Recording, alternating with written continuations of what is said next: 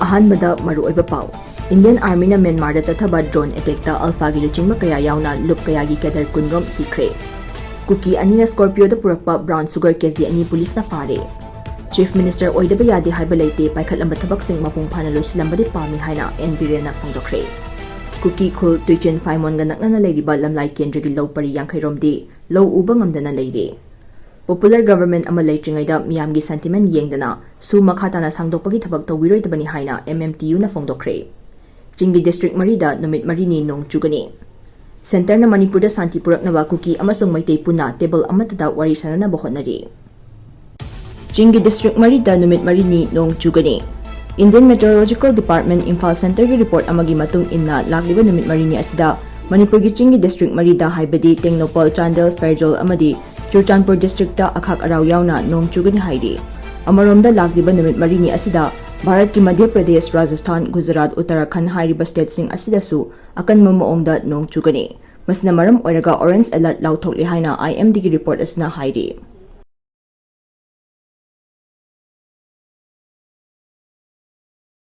Haukiba ahingi pung anirom tarakpadagi nongalamdai pung mari tarakpa fauba khwaidagi chauna chathakiba attack sing aduda laikhidraba sing adugi manungda Ulfa gi self-styled Lieutenant General Nayan Asom yauri loinana self-styled Brigadier Ganesh Lahonsu attack aduda sokpana maram oiduna laikhidre. Yamdrabada Ulfa aikhaktagi oina miyoi 18 rom aruba phibamda asokapan nangkhe. Hauzik faugi oina Indian Army natraga official amatagi maikaidagi thodok asiki matangda wafam amata phongdorakpa leitre. Ulfa Independent Attack asika mari lenana thadораkiba cherol amagi matung inadi Israel amasung France na saba drone chamaga yankhai hena sizinaduna achauba attack asi security forces singna chatharakibani.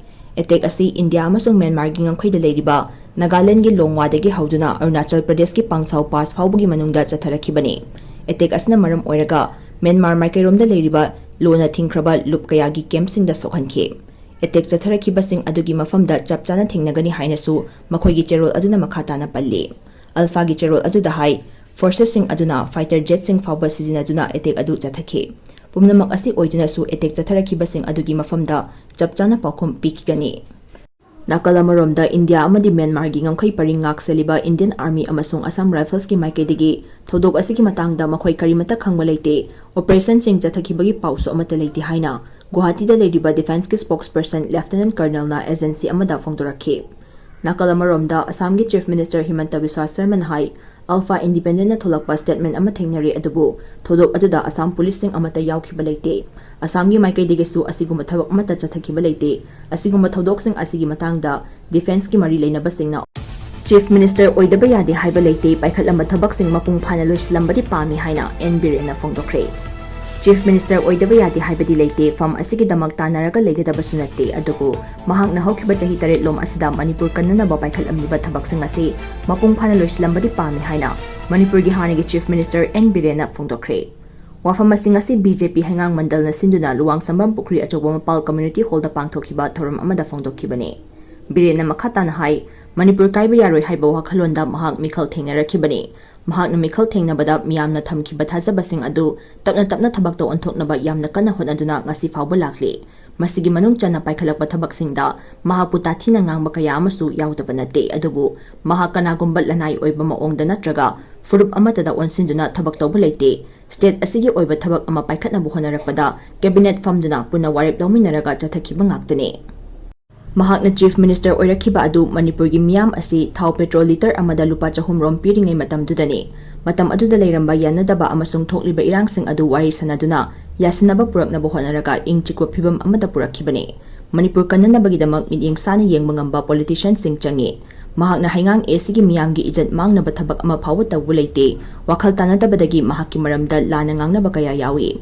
Makhoisu wakhal taraklaba matamda mathanta ikaizarakani. Hangang ACG oina development ta awat palay select Marging Polo Complex Luwang Popa Cricket Stadium Water Park na chingba leire.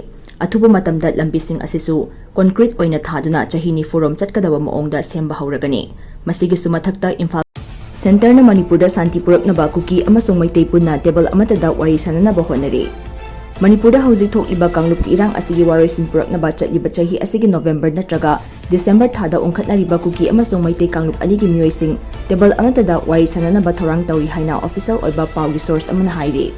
Amaromda kanglup ki irang asna maram oiraga Kanglup animaki mioising police army dagi nongmai lising taruk hena loot tawkhibagi manungda hauzik faubada nongmai lising manga chanipan yangkhai mapan recover tawkhre. Masigi manungda nongmai lising amaga marfu mapandi Governor Ajay Kumar Bhalana surrender taunaba appeal tawkhiba adugi matung inna voluntary oina group sing amasung lanai mioising na surrender tawrakhibani haire.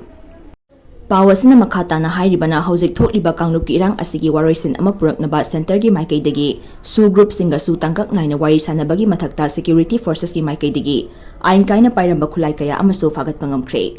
Hingsagi thodok singsu tapna tapna hantarakle tha kharagi matungdadi hauzik leiriba phibam asidagi hantarakduna santi lakpa yabagi phibamda leire.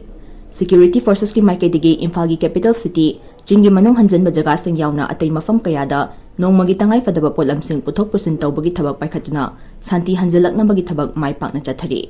Haukiba tha ahumlom asigi manungda kuki amasung maitai community anigi mihutsing tongan-tongana tangkak ahumda wari sanakhre. Police army dagi nongmai lising taruk hena lakhibagi manungda hauzik faubada khulai lising manga chanipan yangkhai mapan recover tawkhre. Masigi manungda khwaidagi hena security forces na recover tawkhiba si June 10 amasung 13 da nongmai chaniga kunnipan aduga July 3 dagi mari faubagi marakta Chingi district manga dagi nongmai chaniga ahum recover tawkhiba aduni. Hauzik faubada extortion ga mari leinana case taruk register tawba yauna mioi chahum kunni mathakta phare. Security forces na fagat kiba khulaising adugi manungda police army dagi lakhiba 303 rifle ayamba modify tawduna sniper gun oina semba thengnei. 303 rifle asi meter changagi range faubada yamna effective oina sizinaba yai. Hairiba rifle asigi butt modify tawduna specialized oiba telescope sing fit tawduna hena accuracy oinaba sizinaba yai. AK-47 gi rifle asidi meter chahum chamri gi range ta leiba jaga khaktada effective oi. Kuki singi maike degi electric pole kaya kaktatuna pompi gun sing sizinaduna maitei sing de attack tawbagi thawong kaya chathake. Masigi mathakta Chingi saruk sing dadi afaba makhagi nongmai sing sizinaduna ambush tawbana chingba kaya su chathai haina pawgi source asina makhatana phongtokli. Popular government ama leitringaida miyamgi sentiment yengdana su makhatana sangdokpagi thabak tawbiroidabani haina MMTU na phongdorakli. Kuki Lalho Lup KNO UPF loinana Central amasung State Government ka nakal ahumgi oiba santigi wari sanariba asigi ground rule amatangak na chatrabanina matam loikraba su asi makhatana sangdokfam thoktre. Popular government ama leitringaida miyamgi sentiment yengdana su makhatana sangdokpagi thabak tawbiroidabani haina Mitai Tribe Union MMTU gi organization secretary Takilambam Parijat Singhana khudik piduna press ta thadorokpa cherol asina haire. Cherol asina hai nakal ahumgi oiba wari sanaba asida state government ki hauzik animated suspension thamduna president rule leibana maram oiraga state government yaudana wari sanafam thokte. Central government asu Manipur Legislative Assembly English singani kunmari ki February 18 da su sangdoktanaba lawkiba warip adusu ikai khumnagadabani. Loinana Central amadi State ka lainariba federalism gi structure adu ngangna chatpigadabani. Central government da Kuki Lalho Lup singi chatnariba su gi ground rule pumnamak thugairi haibasi mayek sengna khangfam thoi. Asigumba ground rule amata ngaktraba yamna sathiba terrorism gi thawong chathaduna leiriba asida Central government asu phongna yausalloidabani haire. Cherol asina hai English ani manga da Assam Rifles ka tawnaramba su adu English ani nipan dagi Central amadi State government yausinduna ground rule semduna su chanake. Ground rule asida khwaidagi maru oina yauriba India ki constitution bu ngakna chanpa land of law amadi Manipur gi apunbagi saktambu karigumba hiram amatada akaiba pidaba haina yanakhibani. Yamna ngaklibadi matam adugi su tawnabada yauriba Myanmar macha KNO gi mihud Selen Haukipka mataw karapta su gi agreement asi sign tawnakhibano. Masigi mathakta Kuki Lalho Lup sing asigi camp sing asi maitaina khundariba khul singi akoibada camp sing thamba yahaloidabani haiba asini. Cherol asina hai nakal ahumgi chatharakhiba su asi English singani kunhumdoi gi me ahumgi matungdagi di yamna sathiba saklon ama lorakhe.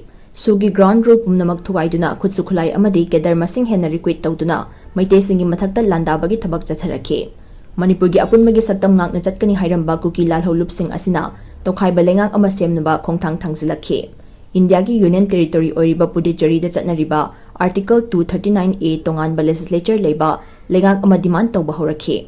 Masina sugi ground rule thugaibada natana Manipur manungda achawba irang thoknaba kangkhong chainaba saktam ama ohilakhe. English ani manga gi matungda Chingi lamdam singda paksana popi thaba umang kokthokpagi thabak chatharakhe. IB na chingba tongan ba intelligence report ki matung ina chingda popi thaba gi kokthokliba umang asi hectare lising yangkhai gi mathaktani haire. Masidagi lakpa income na chahida lupa crore lising nifu gi mathaktani haire. Masina narco terrorism gi thabak chawna chatharai lamdam asibu Mexico, Colombia, Golden Triangle dagi hena sathiba mafam ama onthoi. Masigi mathakta Myanmar dagi mitop kaya leptana pusalai asumna yelhomi singi demography thukaiduna population war ama chatharakle. Haujik chatnariba su asigi Article 5 Clause 10 asi mapung phana thukairi haide.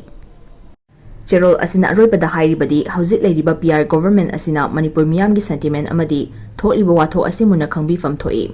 Popular government ama leitringaida miyamgi sentiment yengdana su makhatana sangdokpagi thabak tawbiroidabani. Demographic structure thugairoi Manipur miyamna khankiwa mihutsing asibu nathaiduna thamlamlaga warep lauroidabani. Chatnariba sugi wafam asida state government amadi Manipur miyam khangandana lona thupna chatnaba su ama India government na tawroidabani haina MMTU gi cherol asina haide. Popular government ama leitringaida miyamgi sentiment yengdana su makhatana sangdokpagi thabak tawbiroidabani haina MMTU na phongdorakle. Kuki Lalho Lup KNO UPF loinana Central amasong State Government ka nakal ahumgi oiba santigi wari sanariba asigi ground rule amatangak na chatrabanina matam loikraba su asi makhatana sangdokfam thoktre. Popular government ama leitringaida miyamgi sentiment yengdana su makhatana sangdokpagi thabak tawbiroidabani haina Mitai Tribe Union MMTU gi Organization Secretary Takilambam Parijat Singhana khudik piduna press thadorokpa cherol asina haide. Cherol asina hai nakal ahumgi oiba wari sanaba asida state government ki haujik animated suspension thamduna President rule laibana maram oiraga state government yaudana wari sanafam thokte. Central government asu Manipur Legislative Assembly Englishingani kunmari ki February 18 da su sangdoktanaba laukiba warip adusu ikai khumnagadabani. Loinana Central amadi state ka lainariba federalism gi structure adu ngangna chatpigadabani. Central government da Kuki Lalho Lup singi chatnariba su gi ground rule pumnamak thugairi haibasi mayek sengna khangfam thoi. Asigumba ground rule amatangak traba yamna sathiba terrorism gi thawong chathaduna leiriba asida Central government asu phongna yausalloidabani haire. Cherol asina hai Englishing ani manga da Assam Rifles ka tawnaramba su adu Englishing ani nipan dagi Central amadi state government yausinduna ground rule semduna su chanake. Ground rule asida khwaidigi maru oina yauriba India ki constitution bungak na chanpa land of law amadi Manipur gi apunbagi saktambu karigumba hiram amatada akaiba pidaba haina yanakhibani. Yamna ngaklibadi matam adugi su tawnabada yauriba Myanmar macha KNO gi mihut Selen Haukipka mataw karapta su gi agreement asi sign tawnakhibano. Masigi mathakta Kuki Lalho Lup sing asigi camp sing asi maitaina khundariba khul sing gi akoibada camp sing thamba yahaloidabani haiba asini. Cherol asina hai nakal ahumgi chatharakhiba su asi Englishing ani kunhumdoi gi me ahumgi matungdagi de yamna sathiba saklon ama lorakhe. Sugi ground rule pumnamak thugaiduna khutsu khulai amadi Cadre masing hena requit tawduna maitai singi mathakta landabagi thabak chatharakhe. Manipur gi apunmagi saktam ngakna chatkani hairamba Kuki Lalho Lup sing asina tokhaiba lengak ama semnaba khongthang thangsilakhe. India gi union territory oiriba Puducherry da chatnariba Article 239A tonganba legislature leiba lengak ama demand tawba horakhe. Masina sugi ground rule thugaibada natana Manipur manungda achawba irang thoknaba kangkhong chainaba saktam ama ohilakhe.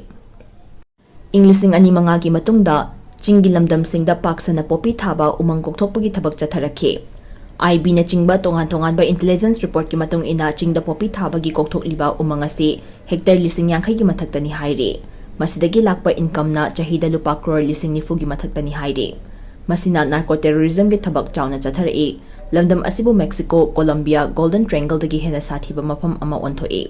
Masigi mathakta Myanmar dagi mitop kaya leptana pusalai asumna yelhomi singi demography thukaiduna population war ama chatharakle. Haujik chatnariba su asigi Article 5 Clause 10 asi mapung phana thugairi haide. Cherol asina aroibada hairibadi haujik leiriba PR government asina Manipur miyamgi sentiment amadi tholiba watho asimuna khangbifam thoi. Popular government ama leitringaida miyamgi sentiment yengdana su makhatana sangdokpagi thabak tawbiroidabani. Demographic structure thugairoi Manipur miyamna khankiwa mihutsing asibu nathaiduna thamlamlaga warep lauroidabani. Chatnariba sugi wafam asida state government amadi Manipur miyam khangandana lona thupna chanaba su ama India government na tawroidabani haina MMTU gi cherol asina haide. Kuki khul tuichin faimon ga naknana leiriba lamlai kendra gi lawpari yangkhairomdi law uba ngamdana leiri. Manipur da Englishing ani kunhumdoi gi me ahumdagi hauna thokliba kanglup ani gi lan asina maram oiduna lamlai AC gi red zone oina leiriba sabungkho khunau amadi sabungkho khunjau ka irap lapnadana leiriba tuichin faimon hariba kuki khul asiga hek thangnana leiriba maitai gi lawpari yangkhairomdi hariba lawfam aduda law uba changba ngamdaduna hojik leiri haire. ꯍꯤꯔꯝ ꯑꯁꯤꯒꯤ ꯃꯇꯥꯡꯗ ꯁꯕꯨꯡꯈꯣ ꯈꯨꯅꯧ village development ꯀꯃꯤꯇꯤꯒꯤ ꯁꯦꯀ꯭ꯔꯦꯇꯔꯤꯒꯤ ꯊꯧ ꯄꯨꯔꯤꯕ ꯅꯤꯡꯉꯣꯝꯕꯝ ꯊꯣꯏꯕꯒ ꯄꯥꯎꯆꯦ ꯑꯁꯤꯒ ꯋꯥꯔꯤ ꯁꯥꯅꯕ ꯃꯇꯝꯗ ꯐꯣꯡꯗꯣꯔꯛꯈꯤꯕꯗꯤ ꯇꯨꯏꯆꯦꯟ ꯐꯥꯏꯃꯣꯟ ꯍꯥꯏꯔꯤꯕ ꯀꯨꯀꯤ ꯈꯨꯜ ꯑꯁꯤꯒ ꯊꯪꯅꯅ ꯂꯩꯔꯤꯕ ꯃꯩꯇꯩꯒꯤ ꯂꯧꯄꯔꯤ ꯌꯥꯡꯈꯩꯔꯣꯝ ꯑꯁꯤ ꯀꯥꯡꯂꯨꯞꯀꯤ ꯂꯥꯟ ꯑꯁꯤ ꯍꯦꯛ ꯍꯧꯔꯛꯄꯗꯒꯤ ꯃꯐꯝ ꯑꯗꯨꯗ ꯆꯪꯕ ꯉꯝꯗꯗꯨꯅ ꯂꯧ ꯎꯕꯒꯤ ꯊꯕꯛ ꯄꯥꯏꯈꯠꯄ ꯉꯝꯗꯅ ꯉꯁꯤ ꯐꯥꯎꯕ ꯂꯩꯔꯤ ꯑꯗꯨꯕꯨ ꯍꯥꯏꯔꯤꯕ ꯂꯧꯀꯣꯜ ꯑꯁꯤ ꯅꯠꯇꯕ ꯑꯇꯩ ꯂꯧꯀꯣꯜꯁꯤꯡꯗꯤ ꯁꯦꯀ꯭ꯌꯨꯔꯤꯇꯤꯒꯤ ꯀꯥꯡꯕꯨꯅ ꯃꯇꯤꯛ ꯆꯥꯅ ꯉꯥꯛ ꯁꯦꯟꯗꯨꯅ ꯂꯧꯃꯤꯁꯤꯡꯅ ꯂꯧ ꯅꯤꯡꯊꯤꯅ ꯄꯥꯟꯕ ꯉꯝꯂꯦ ꯍꯧꯖꯤꯛ ꯐꯥꯎꯕꯗ ꯆꯥꯗ 60 ꯍꯦꯟꯅ ꯂꯧ ꯄꯥꯟꯕꯒꯤ ꯊꯕꯛ ꯃꯥꯏ ꯄꯥꯛꯅ ꯆꯠꯊꯔꯤ ꯍꯥꯏꯈꯤ ꯃꯍꯥꯛꯅ ꯃꯈꯥ ꯇꯥꯅ ꯍꯥꯏ ꯍꯧꯖꯤꯛ ꯆꯪꯕ ꯉꯝꯗꯅ ꯂꯩꯔꯤꯕ ꯇꯨꯏꯆꯦꯟ ꯐꯥꯏꯃꯣꯟ ꯍꯥꯏꯔꯤꯕ ꯀꯨꯀꯤ ꯈꯨꯜ ꯑꯁꯤꯒ ꯊꯪꯅꯅ ꯂꯩꯔꯤꯕ ꯂꯧ ꯄꯔꯤ ꯌꯥꯡꯈꯩꯔꯣꯝ ꯑꯁꯤꯗ ꯂꯧ ꯎꯕ ꯆꯪꯒꯦ ꯍꯥꯏꯕ ꯃꯇꯝꯗ ꯉꯥꯛ ꯁꯦꯟꯕꯒꯤ ꯊꯕꯛ ꯇꯧꯔꯤꯕ BSFꯀꯤ ꯀꯥꯡꯕꯨꯅ ꯐꯣꯡꯗꯣꯔꯛꯈꯤꯕꯗ ꯅꯈꯣꯏꯅ ꯂꯧ ꯎꯕ ꯆꯪꯒꯦ ꯍꯥꯏꯔꯕꯗꯤ ꯆꯪꯉꯨ ꯑꯩꯈꯣꯏꯅ ꯀꯔꯤꯁꯨ ꯑꯊꯤꯡꯕ ꯂꯩꯇꯦ ꯑꯗꯨꯕꯨ ꯀꯨꯀꯤ ꯈꯨꯜꯒ ꯅꯛꯅꯅ ꯂꯩꯕꯅꯤꯅ ꯃꯈꯣꯏꯅ ꯀꯔꯤ ꯇꯧꯔꯛꯀꯗꯒꯦ ꯍꯥꯏꯕꯗꯨꯗꯤ ꯇꯝꯕ ꯉꯝꯗꯦ ꯃꯗꯨꯒꯤꯗꯃꯛꯇ ꯆꯪꯗꯕꯅ ꯐꯒꯗ꯭ꯔꯥ ꯍꯥꯏꯕꯅꯤ ꯍꯥꯏꯅꯁꯨ ꯐꯣꯡꯗꯣꯔꯛꯈꯤ ꯍꯥꯏꯔꯤ ꯁꯦꯀ꯭ꯌꯨꯔꯤꯇꯤ ꯐꯣꯔꯁꯦꯁꯀꯤ ꯀꯥꯡꯕꯨꯅ ꯅꯤꯡꯊꯤꯅ ꯉꯥꯛ ꯁꯦꯟꯕꯒꯤ ꯊꯕꯛ ꯆꯠꯊꯕ ꯑꯁꯤꯅ ꯔꯦꯗ ꯖꯣꯟꯒꯤ ꯃꯅꯨꯡ ꯆꯟꯅ ꯂꯩꯔꯤꯕ ꯂꯝꯂꯥꯏ ꯀꯦꯟꯗ꯭ꯔꯒꯤ ꯃꯅꯨꯡꯗ ꯂꯩꯕ ꯂꯧꯐꯝꯁꯤꯡ ꯑꯌꯥꯝꯕ ꯂꯧ ꯄꯥꯟꯕꯒꯤ ꯊꯕꯛ ꯅꯤꯡꯊꯤꯅ ꯇꯧꯕ ꯉꯝꯂꯦ ꯍꯧꯖꯤꯛ ꯉꯝꯗ꯭ꯔꯤꯕ ꯑꯁꯤ ꯇꯨꯏꯆꯤꯟ ꯐꯥꯏꯃꯣꯟ ꯍꯥꯏꯔꯤꯕ ꯀꯨꯀꯤ ꯈꯨꯜꯒ ꯊꯪꯅꯅ ꯂꯩꯔꯤꯕ ꯂꯧ ꯄꯔꯤ ꯌꯥꯡꯈꯩꯔꯣꯝ ꯂꯩꯔꯤꯕ ꯃꯐꯝ ꯑꯁꯤ ꯈꯛꯇꯅꯤ ꯍꯥꯏꯅ ꯐꯣꯡꯗꯣꯛꯈꯤ ꯌꯥꯏꯉꯪꯄꯣꯛꯄꯤ ꯄꯨꯂꯤꯁꯄꯨ ꯊꯥꯒꯠꯄ ꯐꯣꯡꯗꯣꯛꯂꯗꯨꯅ ꯃꯍꯥꯛꯅ ꯍꯥꯏꯈꯤꯕꯗ ꯌꯥꯏꯉꯪꯄꯣꯛꯄꯤ ꯄꯨꯂꯤꯁ ꯁ꯭ꯇꯦꯁꯟꯒꯤ OCꯅ ꯑꯆꯧꯕ ꯊꯧꯗꯥꯡ ꯂꯧꯗꯨꯅ ꯑꯍꯤꯡ ꯅꯨꯡꯊꯤꯜ ꯈꯥꯏꯗꯅ ꯃꯔꯤ ꯂꯩꯅꯕ ꯁꯦꯀ꯭ꯌꯨꯔꯤꯇꯤ ꯑꯣꯐꯤꯁꯔꯁꯤꯡꯒ ꯄꯥꯎ ꯐꯥꯎꯗꯣꯛ ꯐꯥꯎꯖꯤꯟ ꯇꯧꯗꯨꯅ ꯐꯤꯜꯗ ꯀꯨꯝꯗꯨꯅ ꯉꯥꯛ ꯁꯦꯟꯕꯒꯤ ꯊꯕꯛ ꯅꯤꯡꯊꯤꯅ ꯄꯥꯏꯈꯠꯇꯨꯅ ꯂꯧꯃꯤꯁꯤꯡꯅ ꯂꯧ ꯎꯕꯒꯤ ꯊꯕꯛꯇ ꯑꯄꯟꯕ ꯑꯃꯠꯇ ꯉꯁꯤ ꯐꯥꯎꯕ ꯊꯣꯛꯍꯟꯗ꯭ꯔꯤ ꯃꯗꯨꯅ ꯃꯔꯝ ꯑꯣꯏꯔꯒ ꯌꯥꯏꯉꯪꯄꯣꯛꯄꯤ OCꯅ ꯂꯧꯔꯤꯕ ꯊꯧꯗꯥꯡ ꯑꯁꯤ ꯂꯧꯃꯤꯁꯤꯡꯅ ꯊꯥꯒꯠꯂꯤ ꯍꯥꯏꯅꯁꯨ ꯐꯣꯡꯗꯣꯛꯈꯤ